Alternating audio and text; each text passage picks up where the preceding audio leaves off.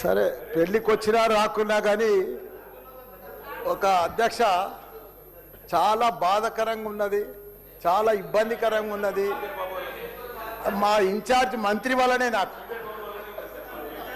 ఎందుకంటే నేను సురువుల మా శ్రీధర్ బాబు మాకు ఇన్ఛార్జ్ వస్తా అంటే నాకు మంచి మిత్రుడైన, నాకు అప్పుడు ఆయన మంత్రి ఉన్నప్పుడు 2009లో నా కాలేజీలకు హెల్ప్ కూడా చేసిండు ఆయన. కానీ అట్లా వచ్చినందుకు ఇప్పుడు మళ్ళీ మాకు ఇన్ఛార్జ్ మంత్రి అయినందుకు చాలా హ్యాపీగా ఫీల్ అయినా. కాకపోతే ఇప్పుడు ఎంత బాధపడుతున్నా అంటే అంత బాధపడుతున్నా, భరించలేను ఆ బాధను. నా గుండె ఇట్లా బాధతోటి భరించలేకపోతున్నా. ఎందుకంటే జవాన్ నగర్ అనే ప్రాంతము నా గుండెకాయ. అలా ప్రజలకు చెప్పిన, అందరికి చెప్పిన, దాన్ని అంతా కూడా జిహెచ్ఎంసి మొత్తం చెత్త అంతా తెచ్చి కొన్ని ఏళ్ళ సందే ఆడనే వేస్తున్నారు.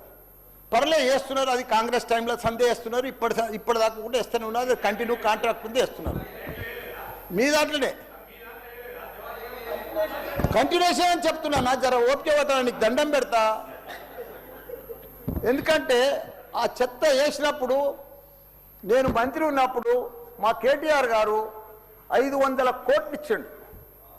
చెత్తతోటి కరెంటు తయారు చేసే ఉత్పత్తి ప్లాంట్ ఆడ తయారు చేసినాం.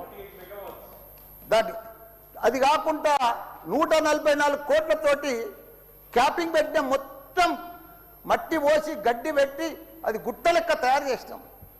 దానికి తోడు వర్షాకాలంలో అందులో వచ్చిన మురుగునీళ్ళంతా వస్తే ఫిల్టర్ చేసేందుకు 250 కోట్లు ఇచ్చినాం వాటికి ఎస్టీపీ. అంత బాగా చేస్తే అందంగా వాసన